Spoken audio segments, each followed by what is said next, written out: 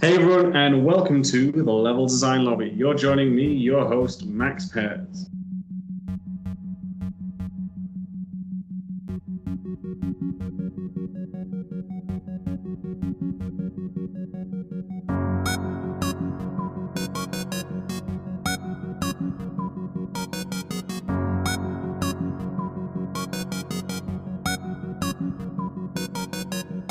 I thank you all for listening, whether it be morning, afternoon, or night. Really appreciate it. But my most appreciation goes to an absolute legend. He's kind of a big deal. You may know him. Here he is with that great laugh. Andrew, how you doing, mate? This is possibly my favorite introduction ever. Well, dude, like it's throwbacks, man. Like we saw in the throwbacks. We joked all about that back up in Scotland, so giving it to you. This takes me back to Teesside University. Oh, happy days. It's a pleasure to be here, man. An absolute pleasure. I follow, I retweet, I watch, and I absorb everything you do. So I'm honored to be on your show. Finally, by the way, finally. What took you so long? Yeah, I've got to, like I said, you're a big deal, man. I got to earn my baby steps before I can run in with you, No, to those who don't know, Andy here is like an absolute, for me, legend. We met, like I said, Teesside University, and then we bumped into each other again up in Scotland, up in Dundee.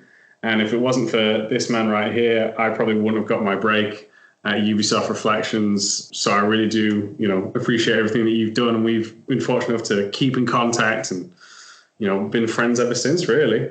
Yeah, exactly. I've got to say though, it's credit to your talent. That's why you are where you are. It's like I can whisper in so many ears, but it's the talent that gets you there, dude. You had it. A winning smile, as I always said. This guy has a winning smile, a good laugh, and is talented. You put the three together, unstoppable. Well, I mean, you're on a killing streak right now, man. Because for those who don't know, do you want to give an introduction to your role, mate? Because you've sawn through it. Oh God, yeah. So, quick tilde on the career. Oh my God, right. Let's just do like some montage mists of time. So, I've been in the industry probably about 13, 14 years now. Started off as a QA specialist on a boxing game called Don King's Prize Fighter. Then that studio got shut down. No reflection on our hard work, I must add. Went across to Ubisoft Reflections, where I was a junior and then a regular designer on Driver San Francisco, which was a pretty big deal in its day. It's a really cool game. Very proud of the way that turned out. Then rolled on from that onto Watch Dogs, and then it was like as a regular senior design role. Then jumped over the pond to Ivory Tower for a bit in Lyon, and helped them out with the crew. And then after that, came back to Newcastle and did a little game you might have heard of called Grow Home. So that was a lovely little experiment in procedural animation and, what a tiny team can do with a minuscule budget with a lot of creative impact. And that was kind of like my first lead role where it was, just let off the reins and go have some fun. And then, and there's a big thank you for that fun. They said, okay, now you're going onto the division. Oh, cheers, guys.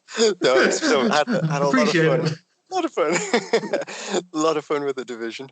But as I kind of went onto that game, I'd already made the decision to move just to try something different. I was really tantalized by the prospect of VR and what it could do to traditional game design and how it would be, different parameters altogether and something new to learn, just to keep it exciting. So I left Ubisoft then, went to join CCP Games as lead designer for Eve Valkyrie. And then after the, what's the polite way of saying? After the bottom fell out of that VR moment, we found ourselves in a position where, as a studio, we were only about 35 people, and we were always punching above our weight. And then we looked for someone to kind of come along and help us out. And thankfully, Sumo Digital arrived and kind of bought the Newcastle studio almost wholesale with all of the staff, and thankfully no one left. We all stayed together as a family, and so we are now Sumo Newcastle, and we are now from 35, I think we're around about 55 now, so we're growing. And we our aim is to kind of almost double that. We want to be around about the 90-95 scale, and we're moving to a new building and everything. And so with all of that comes various things. So I am now, official title is the design director for Sumo Newcastle, and I'm kind of creative director on the new IP that we're working on here at Newcastle, which unfortunately, no matter how drunk we get tonight, I'm not sipping whiskey, I can't talk about. But we've teased a little bit of information, so the tease that we put out was that it's a multiplayer experience. It's uncompromising, and it's set in a universe that is as dark as it is violent, and that's it. That's my safety net now. So if we discuss that or the conversations go in that direction, I'll come back to that sentence, and that's all I can say. PR trained, mate. PR trained. Coming soon. This isn't my first barn dance. So that's it in a nutshell, basically. A whirlwind tour, which also includes meeting your good self at it was Dare to Be Digital, wasn't it? So we met first T-side and then Dare to Be Digital. Yeah, because you were red coated Animex, and I was like, this guy is awesome, and we got chatting about games, game design, and all of the stuff that we were playing at the time. And then it was up in Dundee. And you were doing was it the augmented reality game, wasn't it? Yes, it was, mate. That was so good. That was so good. Yeah, and that's what I mean. It's like those things that just jump off the page and you kind of go, this is different. And that's kind of one of the reasons why I took the VR journey. Yeah, just because you've got to sometimes just say, let's just change it up. Let's just go and see how people are rewriting the rules and, what the cause and effect of that is. The reality is. That's it. Didn't work out too good for us, but I think we did we put out a really cool VR game. For it. Like, in terms of, I know everyone's getting excited in terms of Half-Life Alyx, but I think your project before that was the big title, in my opinion, for VR. You guys tackled it well, I think, especially because Half-Life Alyx, we haven't seen how you're going to move in that space. Yes. But tackling that in an earlier stage of VR as well, to keep that in the shift, I thought was a really smart idea. I thought it was really, really good. Because it's still the last great challenge of VR, isn't it? That whole bipedal locomotion. We just haven't found a way to trick our bodies into making it believable. And I think the only game I played, probably the most comfortable one, I know it sounds bizarre because it's freedom of movement, is Firewall 0 Hour. It's a mill sim, and it's almost like, basically I would sell it to you as saying it's Rainbow Six in VR. That's pretty much what it is. With a plastic gun, and so I'm kind of sat in my living room with my plastic gun, storming the embassy. Pew, pew, pew. Exactly. I couldn't be happier. It's just such good times. But they got close, But even then, some of my friends who play like on our regular clan nights were kind of getting motion sickness quite quick, and I think I probably developed somewhat of a tolerance to it from working in it for a year and a half, 2 years of my life, basically. My eyesight's returned to normal anyway. I'm joking. I wonder if you just try and focus your eyes. It's like, what? It's like, do you remember those really old magic eye pictures where you just have to defocus your eyes? I bet you I could do those like a doddle nowadays. It's like, it's got laser eyes. I mean, it all worked for a real good reason, mate. To solve these puzzles. Exactly. But yes, I'm also very excited to work out how Valve are going to actually deal with the bipedal locomotion. I'm excited for it, but again, I don't have the hardware for it. And because we're not, a VR studio anymore, we don't get all the toys. So when we did Valkyrie, it was like every week you get a new headset. So it was kind of cool. We got the Knuckles, and then we'd have the PSVR every single iteration, and all the Oculuses. It was like Christmas Day, kind of every month, with a new delivery of toys. But we don't get that now. Boo. I'm not going to go out and spend my own money on it. God. Go. Suck it, Mom. Yeah, so I can just try smuggling that one in the house past my wife. Yeah. What's that and how much was it? £1,000? No, it wasn't. Can you put a price on love, babe? Exactly. Well, that's it. It's man, I'm very interested as well, because I know they purposely didn't show the movement. They purposely didn't show that in the trailer. it still looks great. I mean, I rewatched the trailer to see they had like the health indicator on one of the hands. Yeah, that was really cool. Super smart, really smart. Yeah.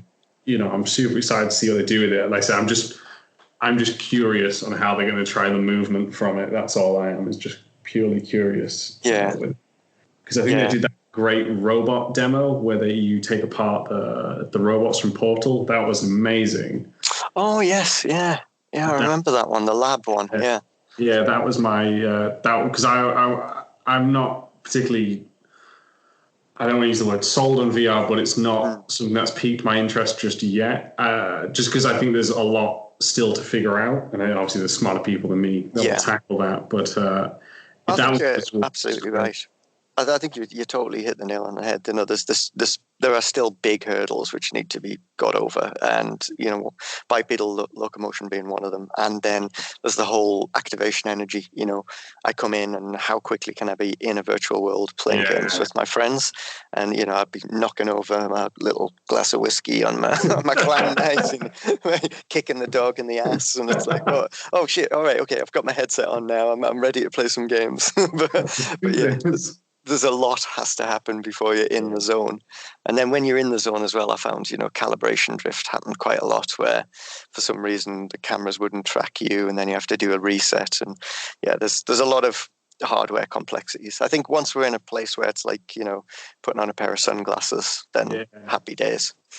That's what I'll be interested in, because I think I remember, 3D TVs when they were, when you got the glasses. And I remember my dad bought one, but he just never used it. And I tried it once, and I don't need glasses. I'm blessed with 100 vision. For those who've never heard of it, it's because I'm a genius, But no. It's a cybernetic implant, isn't it? Just admit it. You're doing hardcore research, basically. That's what you've been doing. I was like, I need to commit to my role. How committed am I?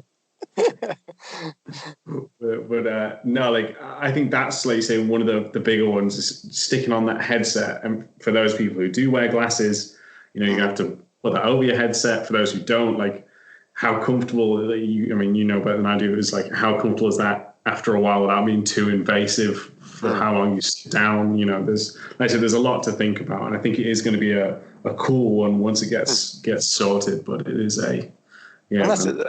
that's where those were some of the fun design challenges. It was like, how do you break up the gameplay into sessions where there is that moment where you can pause, where there's some less intense sections, or moments where you could almost lift the visor, check in with the real world, and then go back in without having to recalibrate each time.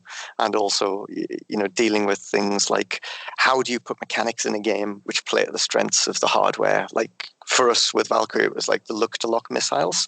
So that was a really good use of, okay, this is going to allow people to move their heads. And by moving their heads, they actually look at what they want to shoot, and it will target them. And so it was actually born of a frustration early on, because when we used to take Valkyrie around and demo it, people wouldn't move their heads. So they'd be sat and they'd be so overwhelmed by the sensation of flying in virtual space that they would just be sat straight forward. And you had to say to people, look around, it's okay, you can move your head, it's safe, this is what VR can do. And that mechanic was kind of born of a need to make people move, and once you start moving your head, it actually does bizarrely ground you in the world a lot more. It helps kind of sell the illusion. So those were the challenges that were fun, but but not the 3-hour sessions, So those were the endurance days. Most people run for 10 miles. I play VR for 3 hours. A marathon session.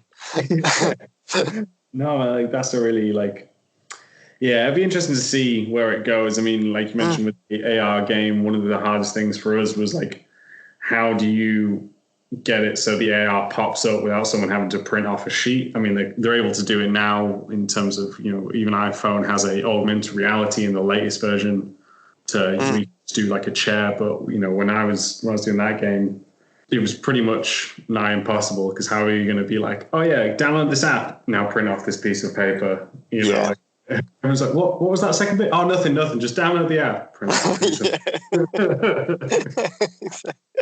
That was yours. Yours with the game was it treasure on an island and you were moving around? So there was there's almost like a tower defense. There was like That's right. friend who was trapped, and then enemies would come try to swarm him. So you had to move the iPad around to take out the enemies. So yeah, like I agree with you in terms of like you've got to try use mechanics that take advantage of that technology, and that was, I think that's always the hardest thing in some sense, but like great for another when it works. Like you said, when you pull it off, the feeling that players get is definitely one of the best. Yeah. For sure. Oh, absolutely. I mean, that was a great event, that as well. I'm sure, I think I'm going to try and get up there another year, because I think Derby Digital is still running. I think so. Because we saw lots of, there was one of the teams was developing on the, do you remember the Ouya? I can never remember how you're supposed to pronounce it. Ouya, Ouya. And so, and that was the first time I'd actually seen one of those in the wild. And it was like, there was 4 students basically making a 4-player game on it. It was pretty cool. We didn't even have one of them in Ubisoft. Well, I think the future of, or where Ouya is now, says what. Are you saying they were shrewd investors? I was just saying, because that was the first console I released a game on, was Ouya, on this racing game.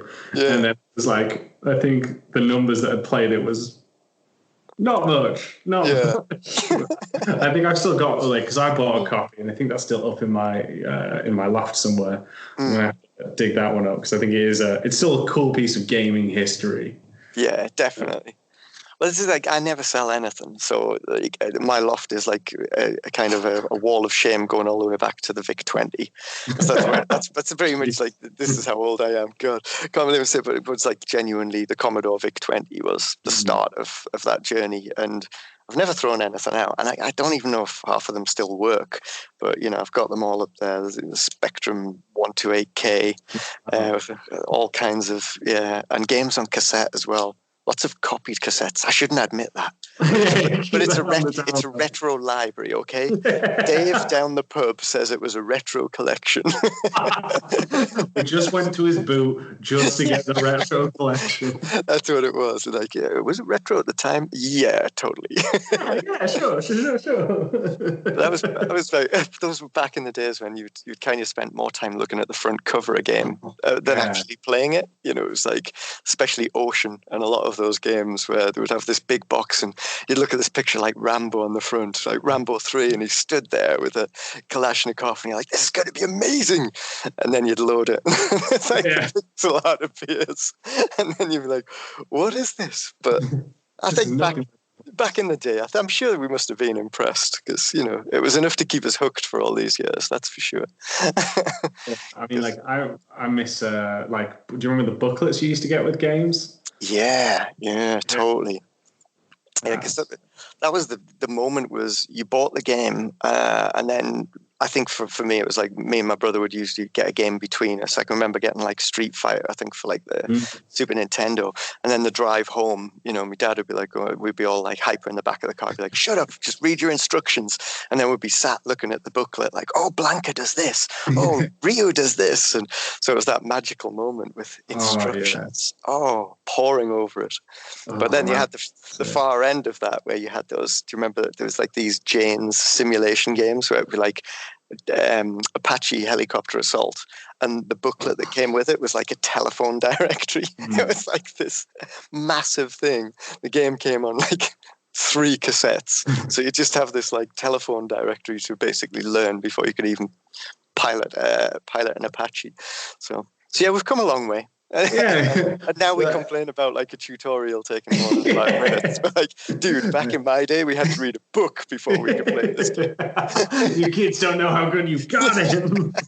Ubisoft came along, they just made all of this stuff easy, too easy. No, thinking about it, wasn't even Ubisoft, was it? Because it was Valve. It was Half-Life. Oh, Valve like took it to the next level, man. Because that was my reason for buying a PC, was Half-Life. Because I'd heard the rumors of, you know, what it was, and I think that was the first game that just blew me away. With, okay, you're going to go into Black Mesa, and that, you know, that whole kind of tram ride into Black Mesa, and the tutorialize everything. They've got great environmental storytelling, and then it was just that slow drip feed of, here's all this stuff happening. They didn't need a cutscene. They basically put the things in front of you, but locked you indoors and whatever. Then you got the crowbar, and you started off with, wood, and then the head crabs, and then that advanced. It was just such a really well kind of layered intro to the game. I must go back and play that, actually. It's ages since I've played it. That's like that could be a good retro playthrough. I'm sure I've got my orange box collection somewhere on the shelf. Oh, for sure. I mean, man, like that, I went through and tried to play, I did play a bit of Half-Life 2, and yeah, just some of that. It's just so, like you said, smart. Yeah.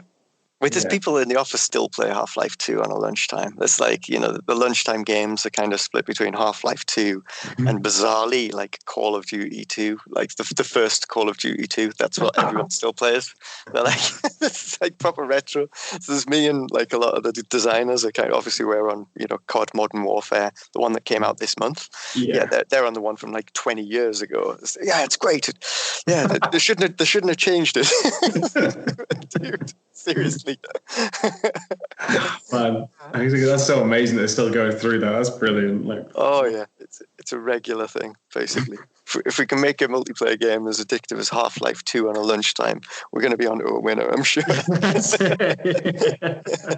That's how you measure success. Yeah, exactly. I was going to say then, so like you say you're playing Call of Duty. How have you found the newest installment then, mate? Oh, I absolutely love it. I'm a sucker for Call of Duty. I thought I loved Modern Warfare, the original, and I loved the other ones in various degrees. Then the last one, which I really got into, was Call of Duty World War II, which was, I think it was the Sledgehammer one. But yes, for me, that they absolutely nailed it. And even though you're a designer and you see behind the curtain all of those kind of the progression hooks that are there, the digital crack that keeps you coming back.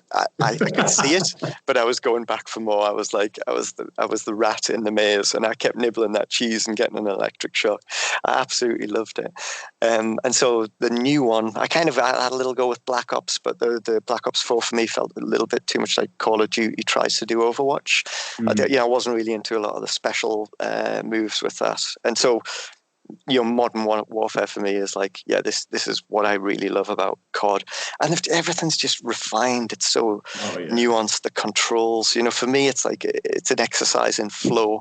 So when you get in that flow state in COD, and you kind of headshot, run, get into a sprint, then you do a slide, pull out the gun, ADS, bam, bam. Once you get in that kind of cadence. There's nothing like it, forgetting the endorphins running. So Call of Duty take a lot of flack, people, Oh yeah. But it is actually it's genius what they managed to do. It really is. Sure. Got a lot of respect for them. I'm probably back into that in a big way. I make the time to play pretty much everything that comes out. So it's been a busy year, really. Oh yeah, man. But what have we had? We had Rage 2, which was a bit of a guilty pleasure because the shooting was great. Good. Yeah. It was just really good fun. It was just the shooting and the sensation of getting those headshots was just really nice. There's a lovely splash of blood when you get it. You could argue that the open world wasn't that appealing and it was rinse repeat, but it was fun. It scratched an itch for the time. And then stuff like, did you play Control? I have not played Control yet. It's on my to-do list, but I hear good things about it. Yeah, it's really good. There's a couple of like kind of spiky boss encounters. I think Salvador from memory was one that's particularly hard, like a difficulty spike. But other than that, it's like this weird David Lynchy story, some really nice gun combat, and almost kind of Jedi-like abilities. The special abilities that you invest in. But that definitely held my attention from beginning to end. It just felt like, I don't know, Remedy back on form in a Max Payne kind of way. Yeah, I know it sounds weird, but it's like, because obviously they did it was a Quantum Break, which so I enjoyed Quantum Break, but it was kind of too much of the movie TV show tie-in for me. It's a little bit too kind of pretentious on the story side of things, whereas Control, I felt like there was a really good evolution of Max Payne behind that kind of bizarre story. Oh, which yeah. it's really self-aware though. It's like you're not supposed to be taking this stuff seriously. Everyone's like smiling when the janitor's like, "Oh, I'm the janitor, but I may be a time traveler, but I may be the head of the industry. But maybe I'm nothing or everything in between. Okay, right, let me shoot some dudes. Give me a gun. I want to shoot some mutant dudes and fly around." And it delivers. Definitely. It seems like it, and that's like you said, it's great to see them there, because I played it was Alan Wake, I think they did before Quantum Break, and I loved their take on that kind of like thriller-esque kind of genre, in that sense of, and it just works really well. So yeah, to see them, like you're saying, back on this, it's on my playlist. I got way too much to catch up on, but it's heated up a bit, because it's like there was a little bit of a dead patch for me, because I was like, before that I was like kind of on Forza Horizon 4, just most of the year. Again, talking about digital crack, I was like, right, okay, wheel spin. Where's my slot machine? Where's my next Ferrari? But yeah, now it's kind of kicked off a little bit. And Jedi as well. Have you been playing Fallen Order? Yes. Just played like the first hour or so, and it's like I think Remedy. No, they're not Remedy. Respawn. Sorry, got confused there. Yeah. Like it was only earlier this year. Was it this year they released Apex, or was it the year before? It wasn't long. It really wasn't long that they released these two. And I mean, I loved their level design in Titanfall and Titanfall 2, and to see them again master that in Apex, I can definitely believe that Apex is the best kind of battle arena layout by far. Yeah. And then see them, like you say, like do such a great job on a completely different genre. Yeah. Well, it's really caught me by surprise, because I didn't expect to enjoy it as much as I did. And I don't mean that to sound like it's not a backhanded compliment, really. It's like, it's hard to do Star Wars and actually find the things that could meld together to deliver that really good experience. Like I suppose by me, the experience of being a Jedi, and I think they went out there and thought, okay, let's do Sekiro with Metroidvania elements, let's bring in all of these things. And so there's a lot of elements of like magpie design, but it just works, I think when it all comes together and you power on that lightsaber, there's some really, really cool encounters and really cool situations. That said, I mean, I did kind of start to wane towards like the latter stages of the game, but I almost don't want to spoil it for you. I want you in the honeymoon period for as long as possible. But there's a couple of things where you might, as a designer, kind of just go, really? That feels like a bit of a section from a game jam that never quite worked, and just okay, we'll put that in the game. And we'll talk about it. I just don't want to spoil it for you, basically. No, that's fine. But I mean, they've done some cool things. The Metroidvania stuff is good, because if you're about an hour in, you've probably, you've encountered started to go through several doors. Yeah, exactly. I love just how he moves as well. Like, I think they just nail movement so well. Like how he moves through it, and like it felt the same when I jumped into playing Apex for the first time. I was like, oh wow, okay, this because Titanfall felt so good when you're moving through that space.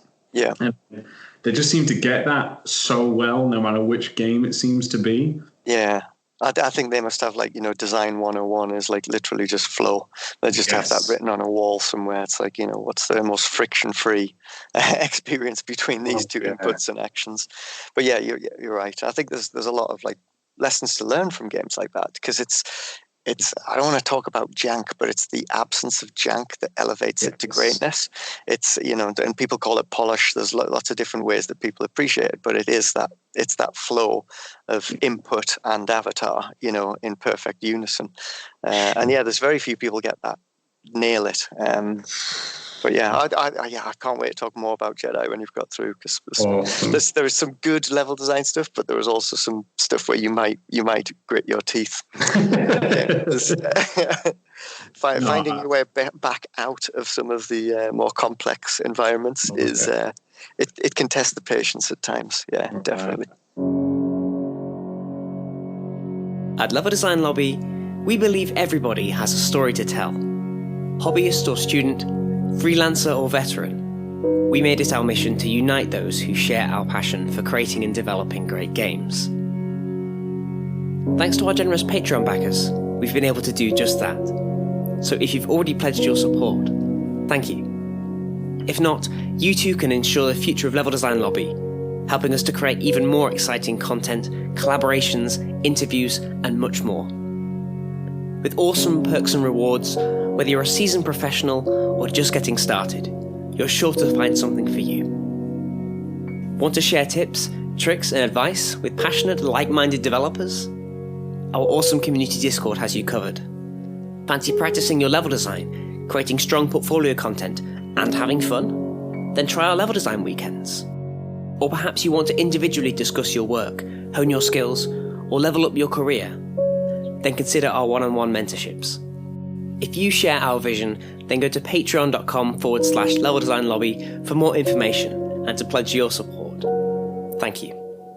I got Death Stranding lined up for Christmas. That's my god! Plan. And it's such a mixed reaction from friends. Like, yeah. I've got a concept arts friend who loves it. He's like, this game, in his words, is like, he says it feels like it's made for him. Yeah. So, but if you play it and look at the levels on, you maybe don't like it as much. Which I don't know. Like I love I'm a huge Kojima fan. I'm very interested to see where it goes. And when I say that, I know it's not him who made everything. I think that's a big thing. It's an amazing team he has as well behind him. And it's just the attention to detail. Like, because Metal Gear Solid 5, to me, like, that was one of the best third-person game. When we talk about flow of how you moved, the animations of jumping on the ground to getting back up to a crouch, to then standing up. If I'm, lying on the floor, if I aim my gun now over the top, I go from lying on my belly to lying on my back to like all of that. I think they nailed so well in 5. So I'm curious to see how they tackle that with it. Yeah. Well, that a lot of the stuff I've seen, because I'll be honest, I haven't played it yet. It's like it falls out of most of my spectrum is like my design team. I'll say to them, "Is this for me?" And they'll go, "No, absolutely not, Andrew.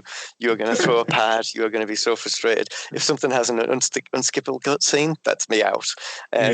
So if I can find a way to play without having to do the cutscenes, then I might be all about it. I might just have to bite the bullet and give it a go. I guess. So I've got a bit of a kind of a love-hate thing with Kojima, because I think he can be an absolute genius, and the stuff when he gets it so right and is so creative is like nothing else that you'll see in the industry. PT being a great example of that. The whole structure of that, the ideas that were contained just within that playable teaser were just absolutely amazing. I think, like everyone, I just wished he could have delivered on Silent Hills. I think that would have that would have been the first Silent Hill sequel since the only true Silent Hill games, Silent Hill 1 and 2, in my eyes, humble opinion. But, that would have been a true sequel, a deserving sequel for Silent Hill 2. But when I watched some of the stuff on Death Stranding, the things that really interested me was like when there was someone like stacking the loads in various different combinations, and you could see that the weight was causing the character to shift in different ways. And in a way, it did remind me a little bit of Grow Home, the idea that you've got this jangly robot who's kind of slightly procedurally animated, and you're almost having to like transfer your weight between your hands as you climb. And as I was watching this guy struggle with the parcels going up the hill, I thought, I think I could probably get into that, all that counter steering on the analog, just like wobble, whoa.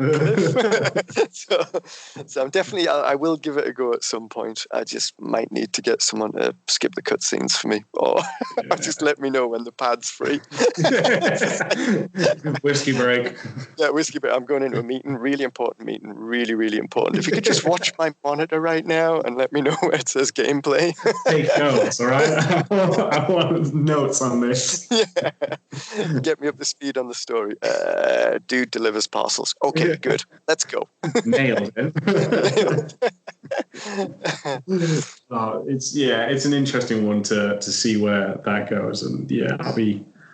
Because I think it's been so interesting to see the review scores on that as well. I don't pay too much attention to review scores, but to see, from IGN, who gave it a 6.8, to others who've given it 10s, to like lower than 6s, to like ranging to 7, it seems to communicate to people in many different ways. I mean, it's sold, regardless on what the review is. This is sold probably millions and millions of copies. Yeah, well, that's what the most important thing is, and I don't mean to sound from a financial term, but like I think there was one of the reviews I read was the smartest thing I read about it, which was whatever your stance on this game, it's a great thing because someone has actually got AAA money, big publisher investment, and they've effectively made something which is totally different, which is unique. It doesn't fall into your FPS or whatever genres, and having been in hundreds of pitch meetings, I know that process. What would you say your game's like? That moment where you just go, okay, I'll quickly think of 3 things that are really popular and make lots of money. Let's put those together.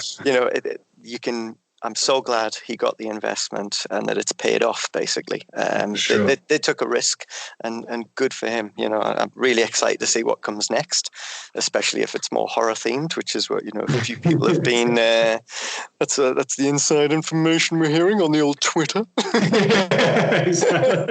From the old Twitter sphere. The old Twitter. I hear on the Twit machine that maybe some horror. Chirping. Exactly. Damn. Do we know anyone close to him? I was like, right, we need to pull some strings. Inside. So we need to go to Japan right now and sort this out. This sounds like the holiday. I mean, the mission that I was looking for. The commitment of the mission. Yeah. Oh man, no, it'll be interesting. I think you raise a good point. There is it's such a shame because I'm sure you've been in the industry longer, so I'm sure you've seen this happen more than I have. But when you're seeing, because games are taking so much in terms of resources, time, and also money to make, that I feel like we've kind of lost, thank goodness we have indie in that sense to help do creative things, but it's a shame to not see that more in the AAA space. I think, you're absolutely right. It is. That was one of the reasons why I would say Grow Home was one of the highlights of my career, because it was zero interference, just go away and have fun. And thankfully people enjoyed the fun that we had and wanted to share in it. But you're right, it is always a concern. I think my attitude with this is, when you've got a smaller team, particularly where we find ourselves now, is you're almost kind of like AA+. You're punching above your weight. You can never compete with these hundreds of £1 million budgets and these, a 600 development team, person development team. That's just insanity. So you've got to know that what you make is as good as it can be. Every mechanic feels as polished and as nuanced as it can be. All of that ties in, and there's a really good experience. So if you're doing play testing and people are shouting and swearing and hooping and hollering, and there's a really good energy about it, that's the magic there. Yes. And it's about picking your battles as well. It's you would never, with a small team, you kind of resist the urge to do things like, we're going to do a campaign. Well, how the hell are you going to do a campaign that could compete? Because immediately you're then in a different pool, and people will then evaluate your output based on, well, Call of Duty did this amazing campaign. You're like, wow.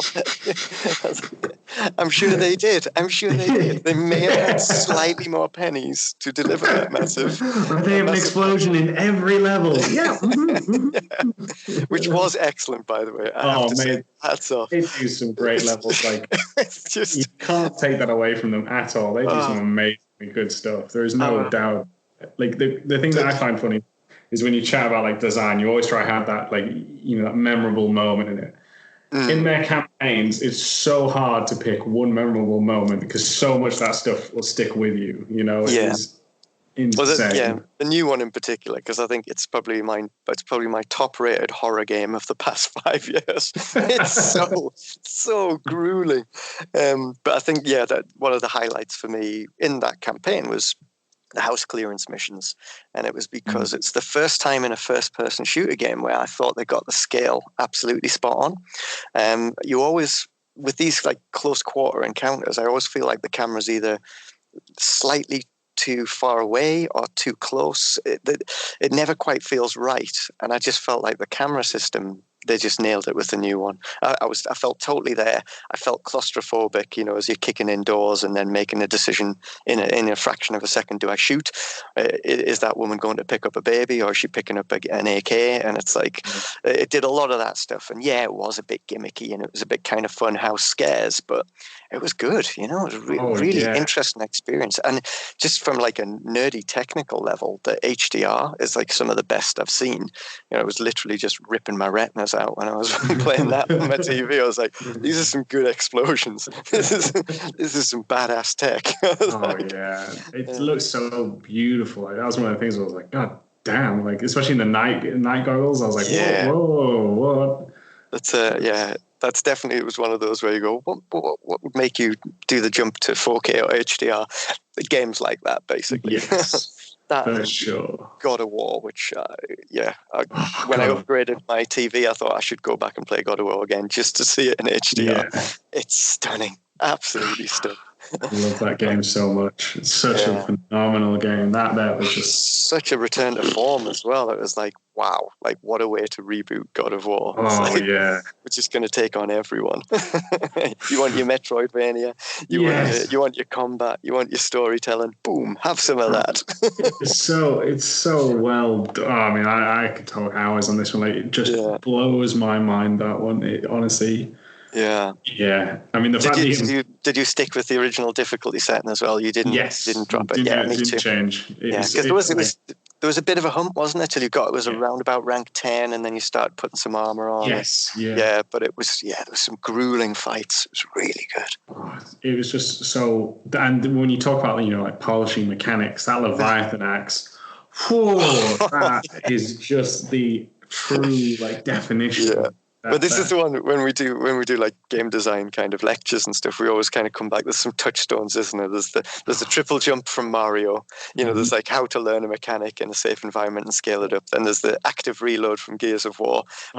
Check the box for marginal innovation, redefining how we reload. Brilliant.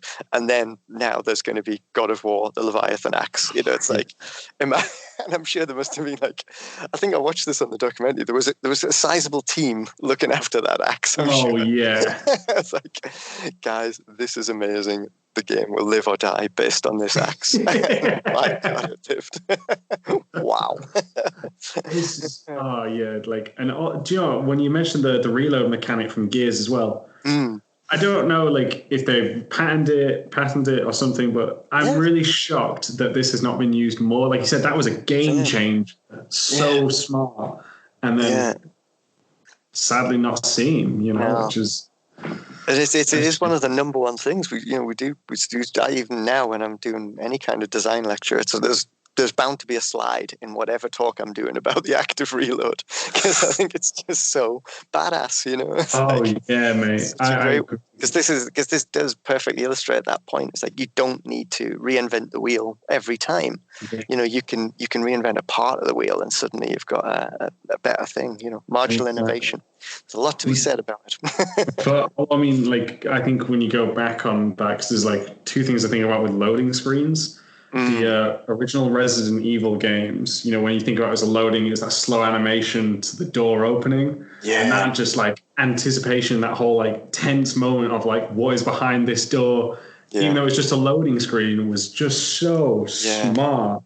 And it's a classic one as well, born from limitations of technology, where it's just that synergy of we can't render it quick enough, so you're going to have to watch this, but it really helps. The same with Silent Hill 2, greatest game of all time, TM.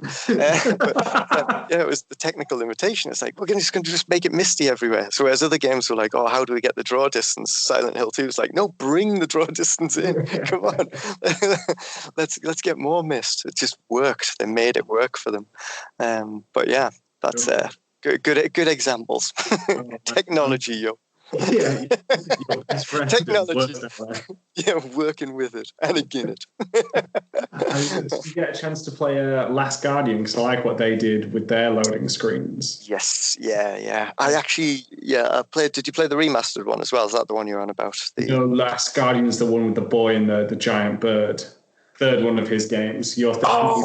Oh my God, I'm thinking of Shadows of the Colossus. Yeah, I was like, yeah, totally confused there. Yes, I did play Last Guardian and the VR experience as well. Yeah, that was awesome. Okay, that's cool. I loved how they did it, where to get through the loading screen, you have to press all these buttons to pop the icons, and then when you get captured by an enemy, those same icons come on your screen. So you're like, oh, yeah, and you know what to do, and again. It's like that mini game, basically, muscle memory and get it in. Yeah, no, that was really, really cool. Yeah. Really smart, fantastic with that. Like, honestly, I was just like, God, because like you said, when you see those small little innovations, the small tweaks to it, you're like, fuck, like why has no one thought about this before? This is exactly so smart. Yeah, it's like even writing it in a book. It's like my little book of design. Right? What are you going to do? Right, send out the design magpies. Let's have all of these things. We need a design council at once. Yeah, exactly. Did you play Resident Evil 2? Did you do the remake? Yes, I didn't complete. I was playing around at my mate's house, but like that was so good as well. Like really well done, and how they not just revamped it, but like they tweaked it to be good for modern design as well. Yeah, that was awesome. I just thought it was like, I was dreading, the Mr. X, the relentless pursuer. I was thinking, oh God, how are they going to possibly top the original? Because, that moment where it just broke through the wall in the original, and I was like, holy shit, I just absolutely dropped my bait. I was like, because everything you knew about games was those walls were solid. They were never, ever broke until that moment. And I was like, wow, absolutely incredible. But I thought they managed to deliver on that, in a pretty substantial way with the remake as well. I thought he was really, really menacing. Did you ever get him in a save room? Because there was this. Someone told me that he can follow you into some safe rooms. Oh, really? But, yeah, it never actually happened to me, but because I'd heard, it's almost like Chinese whispers or something. Like, the rumors got round he could come in the safe room, so I was shitting myself. So every time I saved and he was stamping around outside, I was like, he's going to come in any second. Never happened though. Anticipation, the number one rule of horror. You don't deliver on the gore, just exactly deliver the threat behind the door. It's such a smart word you're saying that. Did you watch that Netflix show? I think it's like Horror on Something Hill, about the family that was cursed. Yeah, House on Haunted Hill. Yeah, you know, I'm a massive horror nerd. Yeah, I love that. Such a good show. The only thing that I think like ruins it, and it's not a dig on them, I think it's the hardest thing of the genre of horror, is like the ending. Yeah. Because like you said, it's so hard to eventually reveal the overall monster, bad guy plot and then still keep it terrifying. I think that was probably the biggest challenge of anything that's horror related. Just absolutely. Yeah. How to do that. Like, in my opinion, the bad guy wins, and that's how it should end. Yeah, exactly. Just really dark climax to the movie. End credits. Black screen. You are dead. Shit, that's Resident Evil all over again. But yeah, that was really good. He's actually Mickey Flanagan, I want to say. No, that's probably totally right. Mike Flanagan. Yeah, I think it's Mike. Anyway, yeah, but he's. I think they're doing a sequel. They're doing a second season of that now. So yeah. Also excited for that. I don't want to talk about that scene because if anyone hasn't seen it, there is a scene in probably one of the later episodes where I just totally nearly spilt my whatever I was drinking all over. I was like, holy shit. And it's rare anything gets me, but I'm pretty hardened to horror, but that really got me good. It's such a well done show. Like I said, it's not a dig on them when I say the ending, because I just think that's just one of the plot falls of anything that's horror. I think it's just so hard to get that right, because you've built everyone to fear something for so long. Yeah. So you eventually get the turn on it. It kind of, like everything kind of drops. And it's I think it's just one of the hardest things about genre to tackle. Yeah, totally. And it's admirable when games try to take it on as well. It's like there's when we see stuff like PT where you were literally stood there shitting yourself because there's a fridge hanging from the roof. You're like, there's a fridge here. It's like, I don't know, but it's the scariest fridge I've ever seen in my life. What's it going to do? I don't know. Maybe there's nothing in it. It's just like, see me, it's like friend or foe. Yeah. Friend or... There's blood on the bottom. It can't be a good sign. I'm also surprised no one's, because to me that was the best announcement in a long time for E3. Yeah. And I'm surprised no one has done something similar like that again, where they've just done like not necessarily a demo so much, but a kind of a taster in the direction we're going. So yeah. Well, that's it. My favorite ones are always the ones where it's like, okay, here's something amazing. Now go home and play it. What? did he just say I can download it now? Oh. We love you. We love you. I think I remember putting that on to download. It was actually, I think it was at Reflections at the time. Yeah, we all played it at lunchtime. That's right. Getting into work and like shutting the blinds and switching the lights off. We're like, yeah, quick, load it. And then it's like that, navigation by committee where you're like, you need to go this way. No, you need to turn around and go back around the maze 3 times and then turn around 5 times and then press the menu button 5 times and then pick up a collectible, which is hidden on a menu, not in the world. Okay, yeah, that all sounds great. Yeah, what am I doing with this dead baby thing in the sink? Oh, don't worry about that. I just remember an LD that used to work with us called Luke Knuckles, who played it with us. And I just remember him getting scared and he just threw the controller down. He's like, fuck that, I'm out. No. Yeah, that's it. Everyone has the limit. That was it. So no, shout out to you, Luke, mate, but that was the funniest moment of it. But by far. But yeah, no, it's been it'd be interesting to see where it all goes. But there's very few games that like have got that level of atmosphere, almost like a game in a frame where you look at something and there's like a lean in where you do get that sense of dread or foreboding. I think like good example would be something like Bioshock, the original Bioshock. There's no denying when you see any screenshot what game that is. And they had those moments where you just walk down a corridor and you'd see silhouettes or hear, ambient music, or I think it's just like, for me, Bioshock's like a masterclass in environmental storytelling, but they really got that feeling of dread, in every pixel. That's another one I need to go back and replay again for the 3rd time, probably. That's the remastered and what came out a couple of years back or something, so that's always good. Yeah.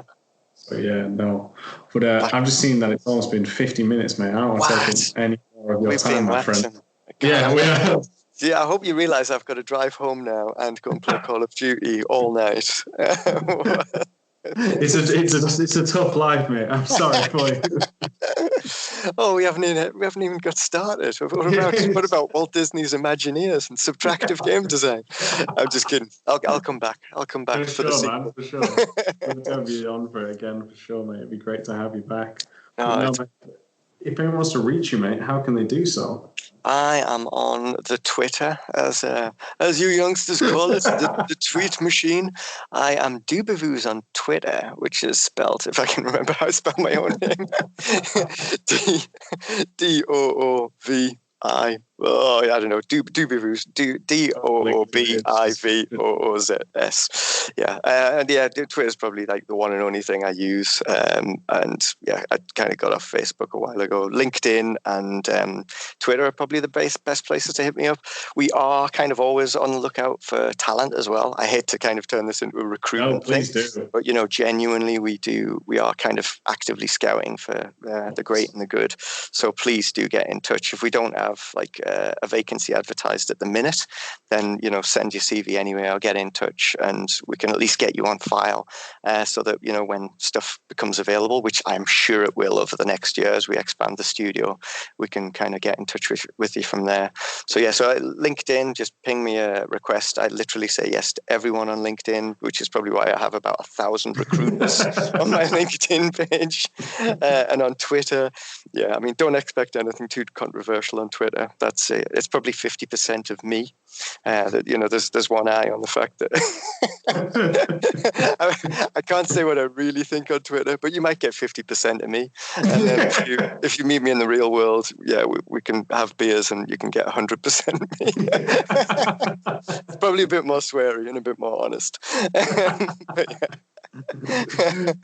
That's it, man. Awesome. But no, man, I appreciate you coming on the show, man. It's been great fun. Like I said, I didn't even realize it's gone 50 minutes. Just it's mad. It's totally mad. It's totally mad. We'll definitely do this. We'll do this again. For sure, man. Great. That'd be fucking awesome. But all right, then if you do want to reach out to me, you can do so on Twitter as well, @MaxPairs. If you want to support the podcast, then please head over to patreon.com/leveldesignlobby. And thank you all for joining, and we'll catch you all next time.